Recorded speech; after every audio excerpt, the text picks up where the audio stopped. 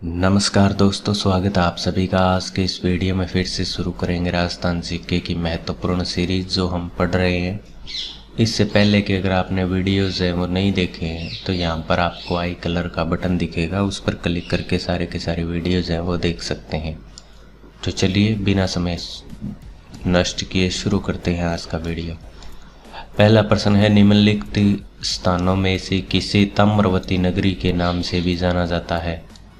ताम्रवती नगरी के नाम से किसे जाना जाता है ये आपको बताना है। क्या गिलोंड को, बालाथल को, कालीबंगा को या फिर आहड़ को? ताम्रवती नगरी के नाम से किसे जाना जाता है ये आपको बताना है। तो इसका सही उत्तर हो जाएगा आहड़। डी ऑप्शन इसका सही हो जाएगा। चलते हैं अगले प्रश्न की ओर। अगला प्रश्न है, वह वृक्ष जिसमें से कत्था निकाला जाता है कौन सा है? किस वृक्ष से कत्था निकाला जाता है? क्या खेर है, सांगवान है, खेजड़ी है या सालर है? सोचिए और उत्तर देने का प्रयास कीजिए कि उस वृक्ष का क्या नाम है जिससे कत्था निकाला जाता है। तो इसका सही उत्तर होगा खेर। खेर के वृक्ष से कत्था तैयार किया जाता है। ए ऑप्शन इसका सही हो जाएगा। चलते हैं अगले प्रश्न की ओर। राजस्थान जीके का अगला प्रश्न है, बिज्जी किस साहित्यकार का उपनाम है? क्या कन्हैयालाल सेठिया का है, दुर्सा आडा का है या बाबजी चतुर सिंह जी का है या फिर विजयदान देथा का है? सोचिए और उत्तर देने का प्रयास कीजिए। जो बिज्जी नाम है वो किस साहित्यकार का है ये आपको बताना है। तो मैं आपको बता दूं, जो बिज्जी नाम है वो विजयदान देथा का है। डी ऑप्शन इसका सही हो जाएगा। चलते हैं अगले प्रश्न की ओर।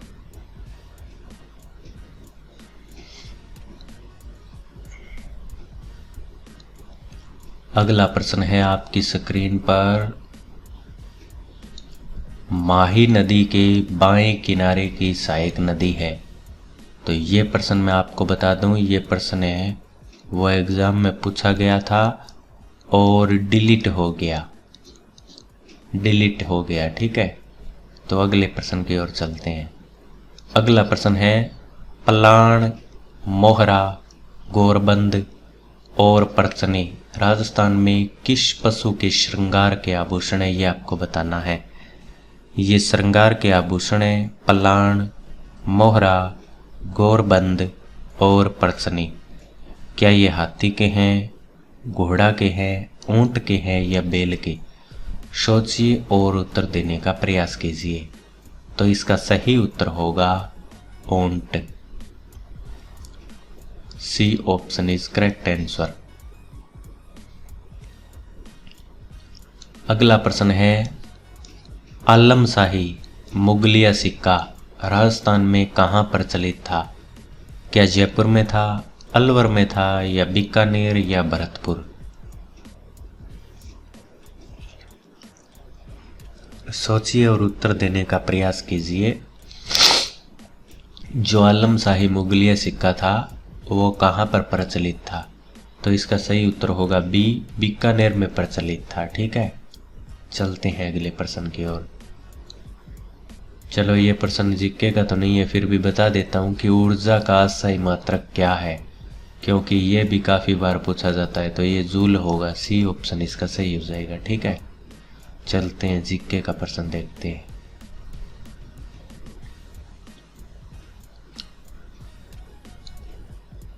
प्रश्न है, मध्यकालीन पट्टा रेख से आप क्या समझते हैं? लाग बाग, पट्टा में लिखा हुआ निर्धारित कर, आयात कर या फिर निर्यात कर?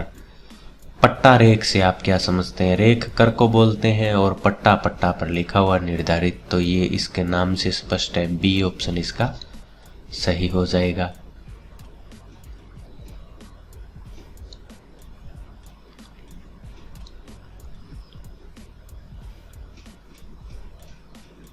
अगला प्रश्न है, राजस्थान की कुल सीमा लंबाई है? क्या 1070 किलोमीटर है, 5920 किलोमीटर है या 4850 है या 2110 किलोमीटर है। कुल सीमा की लंबाई बतानी है आपको। इसमें अंतर्राष्ट्रीय भी आ जाएगा और अंतर्राज्यीय भी आ जाएगा। तो ये है 5920 किलोमीटर। बी ऑप्शन इसका सही हो जाएगा। 1070 किलोमीटर तो पाकिस्तान के साथ में लगती है और 4850 है वो अंतर्राज्यीय सीमा है। दोनों को अगर जोड़ेंगे तो 5920 होगा और कुल सीमा पूछा है तो कुल सीमा 5920। तो बी ऑप्शन इसका सही हो जाएगा। ठीक है, चलते हैं अगले प्रश्न की ओर। अगला प्रश्न है, राजस्थान के पहले आयुर्वेदिक चिकित्सा स्वास्थ्य और कल्याण केंद्र की आधारशिला मुख्यमंत्री द्वारा कहाँ रखी गई? क्या करनपुर में रखी गई, खम्मनौर में रखी गई, या फिर करौली, या फिर रिंगस? आयुर्वेदिक चिकित्सा स्वास्थ्य और कल्याण केंद्र की आधारशिला मुख्यमंत्री द्वारा है वो खम्मनौर में रखी गई। खम्मनौर राजसमंद में है। सी ऑप्शन इसका सही हो जाएगा। चलते हैं अगले प्रश्न की ओर।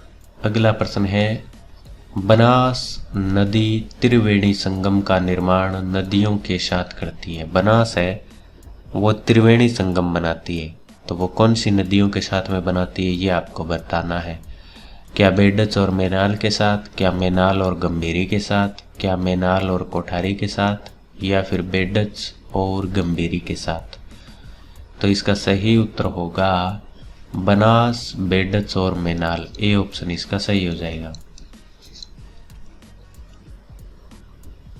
अगला प्रश्न है, धन्ना भगत के गुरु कौन थे? क्या कबीर थे, रामानंद थे, नानक थे, या फिर नामदेव थे?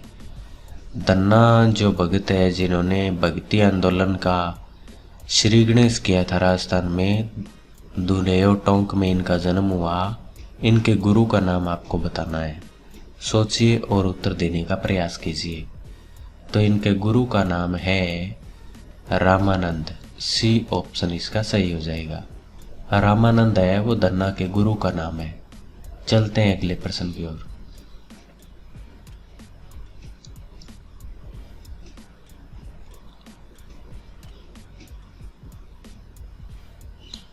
अगला प्रश्न है, भगत पंथ के प्रतिपादक कौन थे?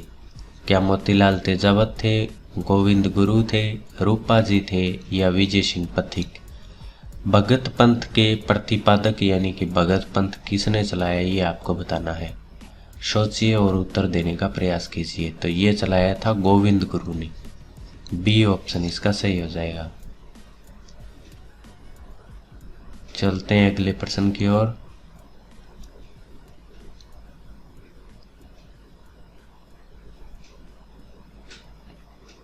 अगला प्रश्न है, एग्जाम की दृष्टि से इंपॉर्टेंट लगा सकते हैं। इस प्रकार का प्रश्न आ जाता है तो ज़्यादातर बच्चे हैं वो गलत कर देते हैं, तो आप इसको इंपॉर्टेंट लगाएं और इसको याद करने का प्रयास करें। स्वतंत्र बावनी की रचना किसने की?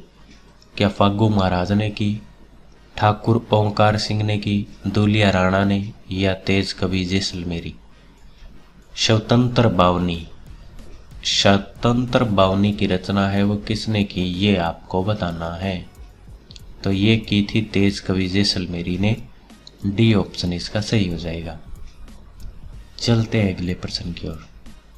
अगला प्रश्न है, निम्न में से कौन सा युग्म सुमेलित नहीं है आपको बताना है। तांबा सिंघाना, अब्रक जामसर, शीशा एवं जस्ता राजपुरा दरिबा, टंगस्टन डेगाना। सुमेलित नहीं है इसके बारे में आपको बताना है। तो सोचिए और उत्तर देने का प्रयास कीजिए। तो तांबा का सिंघाना बिल्कुल सही है। अब्रक का जामसर नहीं है, ये जामसर तो जिप्सम का है, तो ये गलत है। शीशा जस्ता राजपुरा दरिबा ये सही है। डेगाना में टंगस्टन ये भी सही है। नहीं पूछा है तो बी ऑप्शन इसका सही हो जाएगा। चलते हैं अगले प्रश्न की ओर।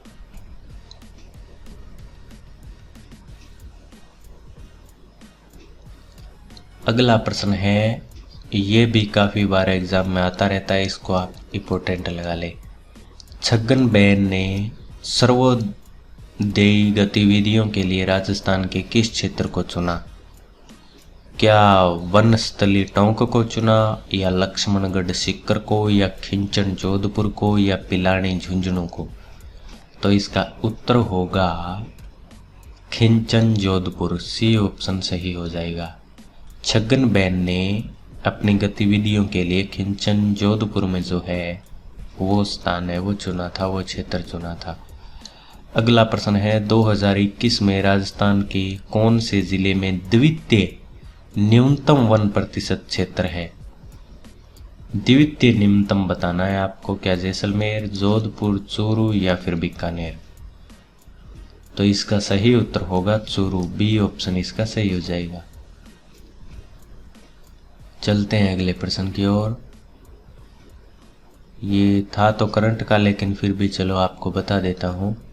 राजस्थान के किस जिले की सरस डेयरी ने 17 अगस्त 2022 को अपनी स्वर्ण जयंती मनाई? तो इसका उत्तर होगा अजमेर।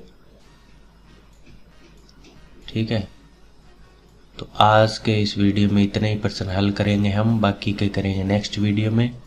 आप चैनल को सब्सक्राइब कर लें और वीडियो पसंद आए तो लाइक करें और ऑल नोटिफिकेशन ऑन कर लें, ताकि जब भी नया वीडियो डालूं तो उसकी जानकारी आपको सबसे पहले मिल सके।